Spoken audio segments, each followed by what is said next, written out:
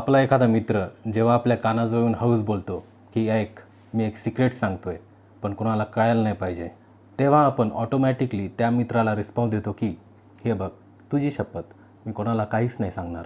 जेव्हा कोणी त्याचं सिक्रेट शेअर करतो तेव्हा तो व्यक्ती जास्त जवळचा वाटायला लागतो आणि मग एकसारख्या म्युच्युअल अंडरस्टँडिंगमुळे तुम्ही इंटरकनेक्टेड होता. ते सिक्रेट ऐकून झाल्यानंतर इतरांना जे माहिती नसतं ते तुम्हाला माहिती असतं. त्यामुळे निर्माण झालेली ॲड्रेनालिन हार्मोनची रश म्हणजेच फिलिंग ऑफ इंटेन्स एक्साइटमेंट तुम्हाला काहीतरी खूप चांगलं फील करून जाते. सिक्रेट्स हे कोणीतरी दिलेले असोत का आपल्या स्वतःचे असोत, ते कालांतराने जड होऊ शकतात आणि आपल्या मनावर एक अनवॉन्टेड भार म्हणून राहू शकतात. ऑब्व्हियसली तो भार किती जड असेल हे ते सिक्रेट कोणते आहे यावरती डिपेंड आहे. इतर काही सिक्रेट्स हे तीव्र किंवा इंटेन्स आणि आपण हादरून जाऊ शकू असे सुद्धा असतात. दडवून ठेवलेले सिक्रेट्स आपलं मन कसं हायजॅक करून ठेवतात याचं एक सुंदर एक्झाम्पल द्यायचं झालं तर आयुष्यमान खुराना यांचा एक नुकताच मूव्ही प्रदर्शित होऊन गेला, डॉक्टर जी. त्यात तो गायनेकोलॉजी म्हणजे स्त्रीरोग तज्ज्ञाचं शिक्षण घेणारा एक मेडिकल स्टुडंट असतो.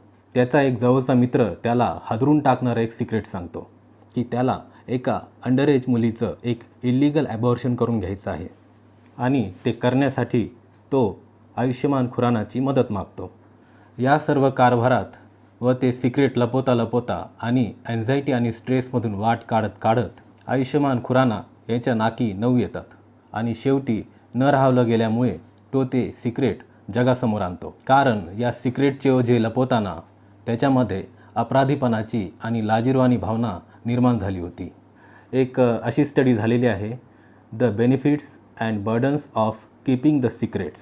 ती स्टडी म्हणते की जितके सिक्रेट्स तुम्ही एकमेकांसोबत शेअर कराल तितके जवळ याल, पण नंतर तुम्हाला त्या शेअर केलेल्या सिक्रेट्सचे ओझे देखील होणार आहे. कधीकधी आपण ज्या सोसायटीमध्ये राहतो आणि आपलं जे कल्चर आहे तेथील लोक देखील आपण कोणत्या गोष्टी सिक्रेट ठेवायला हव्यात आणि कोणत्या नाही हे ठरवण्यासाठी जबाबदार असतात. त्या गोष्टींच्या इंटेन्सिटीनुसार त्या गोष्टीचे परिणाम ठरत असतात. म्हणूनच हे सिक्रेट आपण अनोळखी व्यक्तींना किंवा सोशल सर्कलच्या बाहेरच्या व्यक्तींमध्ये पसरवतो. तुम्ही तुमच्या हेअर ड्रेसरसोबत सलूनमध्ये एखाद्या सिक्रेटबद्दल सांगून मोकळे होऊ शकता किंवा प्रवासात तुमच्या बाजूला बसलेल्या पॅसेंजरसोबत पण. आपली जजमेंट करण्यासाठी ते अनोळखी लोक आपल्याला पुरेसे ओळखत नसतात हे आपल्याला माहिती असते. त्या अनोळखी व्यक्तीच्या जीवनात त्या सिक्रेटशी फारसा काही संबंध नसतो हे आपल्याला माहिती असते. एखाद्या वेळी आपण एखादे सिक्रेट कोणाशी शेअर करूच शकणार नाही, अशा बाबतीत आपल्या मानसिक आरोग्यावर परिणाम होऊ शकतो. अशा वेळी त्या गोष्टी शेअर करण्यासाठी आपण सायकोलॉजिस्ट किंवा सायकॅट्रिस्ट यांची भेट घेण्यासाठी अजिबात संकोच करू नये. मानसिक अवस्था बिघडणे अशा प्रकरणांमध्ये आपण आपल्या मनात दडून ठेवत असलेल्या सिक्रेटला एक सुरक्षित ओपन स्पेस देण्यासाठी आपण एखादे जर्नल किंवा डायरी यामध्ये ते नोट करू शकता. आपल्यापैकी काही जणं हे नॅचरली शांत आणि इंट्रोवर्ट असतात, त्यामुळे त्यांच्याकडून सिक्रेट गोष्टी पसरण्याची शक्यता थोडीशी कमी असते. पण त्यांनी त्यांच्या मनात खूप काही होल्ड करून ठेवलेले असेल तर त्यांच्या स्वतःवर मानसिक बोजा हा वाढू शकतो. तरीही तुम्ही सिक्रेट पसरण्याआधी जी तुमची असो या इतरांची असो यांचे होणाऱ्या संभाव्य परिणामाबद्दल विचार करण्यासाठी थोडा वेळ घ्या. तुम्ही या गोष्टीचा विचार केलेला आहे का की तुम्ही एक ओझे दुसऱ्याकडे सोपवत आहात आणि ते ओझे त्या व्यक्तीला नको असेल तर?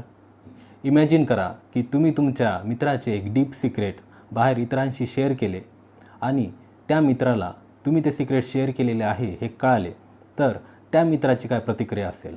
तुमच्या स्वतःकडेही असे काही सिक्रेट्स असतीलच जे की तुम्ही कधीच कोणालाही कळू देणार नाहीत. आपला वेळ दिल्याबद्दल धन्यवाद.